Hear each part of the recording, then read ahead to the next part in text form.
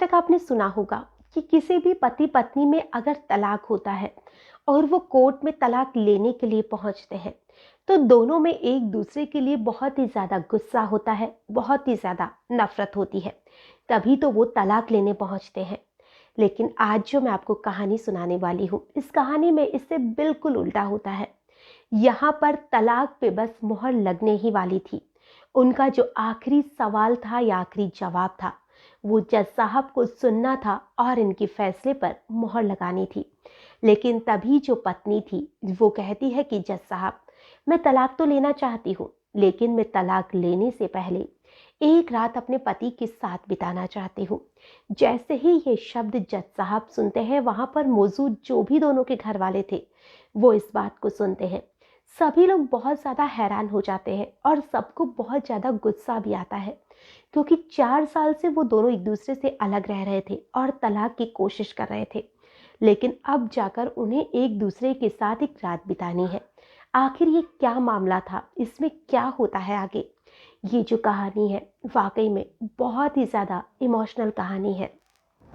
नमस्कार, आदाब, सत श्री अकाल। मैं हूं नंदिनी यादव।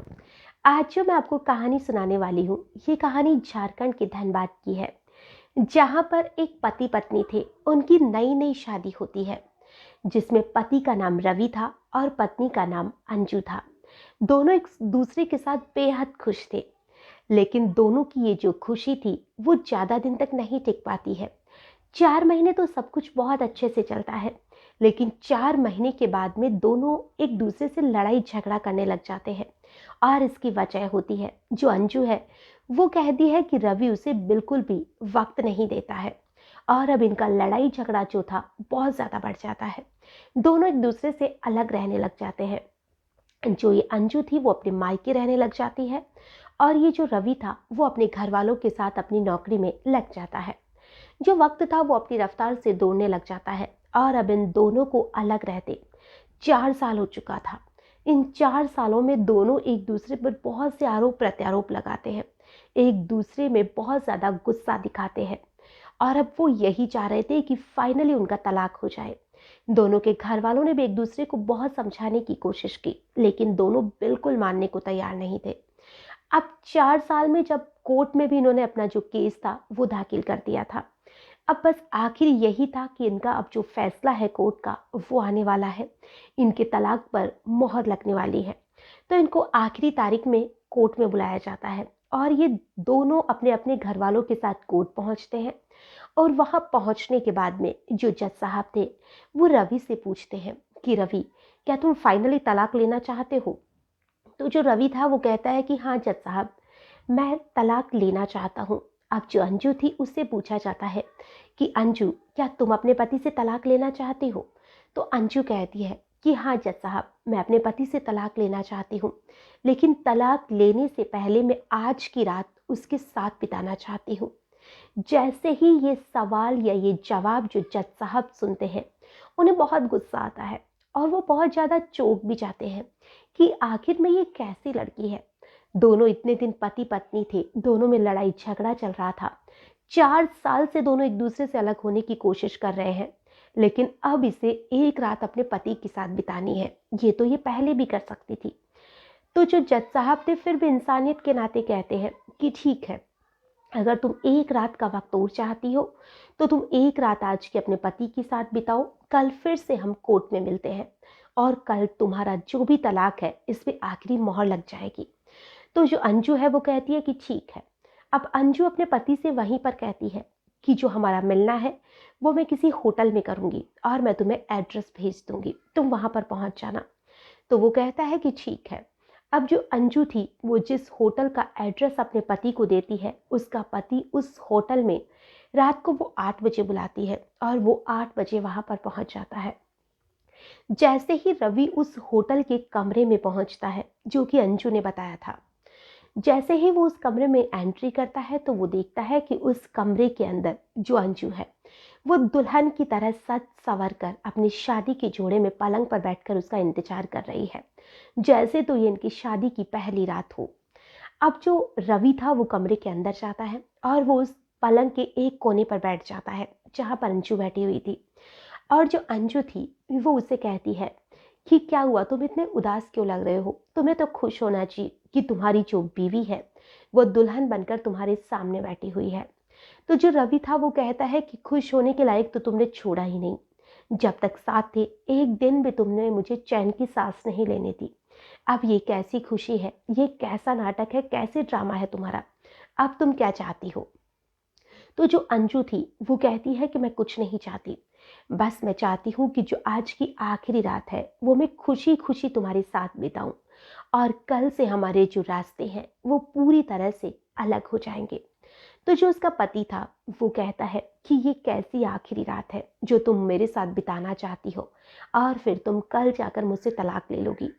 तो जो अंजू थी वो कहती है कि तुम इसे कुछ भी समझो, बस मेरा मन था कि मैं आखिरी रात तुम्हारे साथ बिताऊं, जो इतने दिनों में मेरे साथ हुआ है उसे मैं तुम्हें शेयर करूं, जो तुम्हारे साथ हुआ है उसे तुम मेरे साथ शेयर करो।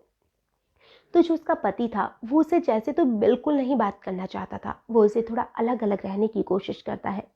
अंजू उसे लाख प्यार से बात करने की कोशिश कर रही थी, लेकिन जो रवि था उसे आज भी अंजू पर उतना ही गुस्सा था जैसे तो इतनी ही नफरत थी। अब जो अंजू थी वो उसे फिर से कोशिश करती है, लेकिन वो नहीं बोलता है, और वो इतना ही बोल रहा था जैसे तो वो अंजू की किसी बात का बस जवाब दे रहा था। तो फिर अंजू रवि से कहती है कि चलो ठीक है, तुम्हें नहीं बोलना है तो मत ना बोलो, लेकिन तुम इतना तो बता दो कि जब हमारी शादी हुई थी तो तुम बहुत ज़्यादा सुंदर दिखते थे, और तुम्हारी अब ये जो हालत है वो बहुत ही ज़्यादा खराब है। तुम्हारी जो शक्ल है वो पूरी तरह से बिगड़ चुकी है, तुम्हारा जो शरीर है वो बिल्कुल कमज़ोर हो चुका है, आखिर में तुम्हें हुआ क्या है। तो जो रवि था वो कहता है कि इन सारी चीज़ों से तुम्हें कोई भी मतलब नहीं होना चाहिए, जब हमारे रास्ते ही अलग होने वाले हैं तो तुम मुझसे पूछने वाली होती कौन हो। तो जो अंजू थी वो कहती है कि मैं तुम्हें पूछने वाली तुम्हारी पत्नी हूँ, अभी हमारा तलाक हुआ नहीं है, कल होगा, और मैं अभी भी तुम्हारी पत्नी हूँ, तो मेरा तुमसे पूछने का हक बनता है कि तुम्हें क्या हुआ है। तो जो रवि था वो अब बताना शुरू करता है कि जब तुम मुझे छोड़कर चली गई थी, एक दो साल तक तो सब कुछ ठीक था, लेकिन बाद में मेरी तबीयत थोड़ी बिगड़ने लगी, और जब मैंने डॉक्टर को दिखाया तो डॉक्टर ने कहा कि मुझे ब्लड कैंसर हो चुका है, और इसी वजह से मेरा जो शरीर है वो गिरता जा रहा है, और अब शायद मैं मुश्किल से 6 महीने का मेहमान हूँ। जब ये बात अंजू सुनती है तो उसे बहुत बुरा लगता है, उसकी आंखों में आंसू आ चुके थे, और वो कहती है कि तुमने मुझे बताने लायक भी नहीं समझा। तो जो रवि था वो कहता है कि तुम्हें बता के भी क्या कर लेता, तुम्हें तो मुझसे लड़ाई झगड़े में ही कभी फुर्सत नहीं थी, और अब मैं सिर्फ 6 महीने का मेहमान हूँ, फिर तुम आराम से अपनी ज़िंदगी जीना, और फिर हमारे रास्ते हमेशा के लिए अलग हो जाएंगे। तो जो अंजू थी वो उसकी बात को सुनती है और वो कहती है ठीक है। अब दोनों वहीं पर सो जाते हैं। सुबह होती है, और सुबह होने के बाद फिर से दोनों कोर्ट में पहुंचते हैं। आज उनका जो तलाक होने वाला था, अब जो जज साहब थे वो दोनों को फिर से वहीं पर हाजिर करते हैं, और फिर उनसे पूछा जाता है। रवि से जो जज साहब थे वो पूछते हैं कि रवि, क्या तुम तलाक के लिए तैयार हो। जज साहब का जो उम्मीद थी कि शायद दोनों एक दूसरे के साथ वापस से इस बंधन में बन जाएंगे, दोनों अब तलाक नहीं लेंगे, लेकिन इससे उलट जैसे ही रवि से पूछा जाता है कि रवि, क्या तुम तलाक लेना चाहते हो, तो रवि कहता है हाँ जज साहब, मैं तलाक लेना चाहता हूँ, मेरा अभी भी वही फैसला है। फिर जो अंजू थी उससे जज साहब पूछते हैं कि अंजू, तुम्हारा क्या फैसला है। तो जो अंजू थी वो कहती है कि जज साहब, मैं तलाक नहीं लेना चाहती, मैं अपने पति रवि के साथ फिर से एक नई जिंदगी की शुरुआत करना चाहती हूँ। मैं उसी की पत्नी रहकर अपनी आगे की जो जिंदगी है उसे बिताना चाहती हूँ। जैसे ही ये बात जज साहब सुनते हैं, दोनों के घर वाले सुनते हैं, हर एक इंसान अवाक था, क्योंकि इधर उसका पति मना कर रहा था कि मैं इसके साथ नहीं रहना चाहता, फिर भी वो जबरदस्ती कहती है कि मैं तो इसको तलाक नहीं दूंगी और इसके साथ फिर से अपनी नई जिंदगी की शुरुआत करूंगी। तो जो जज साहब थे वो अंजू से कहते हैं कि जब तुम्हारा पति तुम्हें इनकार कर रहा है तो फिर तुम इसके साथ जबरदस्ती क्यों कर रही हो रहने की। तो जो उसकी पत्नी थी वो कहती है कि जज साहब, मेरे पति को ब्लड कैंसर हो चुका है और इस समय इसे मेरी बहुत ज़्यादा ज़रूरत है। हो सकता है मेरे साथ रहने से इनकी जो ज़िंदगी है, जो ये 6 महीने की बता रहे हैं, शायद वो पूरी ज़िंदगी जी सके। वो फिर से उन्हें जीने की एक नई उम्मीद मिल जाए। फिर से हमारी जो ज़िंदगी है वो पहले की जैसी हो जाए। इसीलिए मैं अपने पति के साथ अपनी नई ज़िंदगी की फिर से शुरुआत करना चाहती हूँ। जैसे ही ये बात जज साहब सुनते हैं, तो वो खुद सुनकर हैरान हो जाते हैं कि पत्नियां तो ऐसी होती है, बहुत सी ऐसी पत्नियां होती हैं जिन्हें अगर ऐसी बीमारी के बारे में पता चल जाता है तो वो अपने पति को छोड़कर चली जाती है कि मैं क्यों इसके साथ अपनी ज़िंदगी बिताऊं। लेकिन यहाँ पर जो अंजू थी, वो सारी चीज़ें जानने के बाद में उसके साथ रहने को बोल रही है, जबकि वो पहले उसे तलाक लेना चाहती थी। जैसे ही ये बात जज साहब सुनते हैं, अब तो उनकी भी आंखों में आंसू आ चुके थे। और इधर जो रवि के घर वाले थे, वो भी एक दूसरे को देख रहे थे। उनकी भी आंखों में आंसू थे। लेकिन इधर जो अंजू के घर वाले थे, वो बहुत ज़्यादा गुस्सा थे, क्योंकि वो नहीं चाहते थे कि अंजू उसके साथ रहे। अंजू से एक बार फिर से पूछा जाता है, तब भी अंजू यही बात कहती है कि मैं अपने पति रवि को नहीं छोड़ूंगी, मैं इसके साथ अभी इसके घर जाऊंगी। और अब की बार यही होता है, जो जज साहब थे वो उन्हें फिर से साथ रहने की परमिशन दे देते हैं। और इधर जो उसका पति था, बस वो अंजू को देख ही जा रहा था, उसकी बात को सुने जा रहा था। और उसमें तो इतनी भी हिम्मत नहीं हो रही थी कि वो जाकर अपनी पत्नी को गले लगा ले और उसे फिर से लौटने के लिए थैंक्स बोल दे।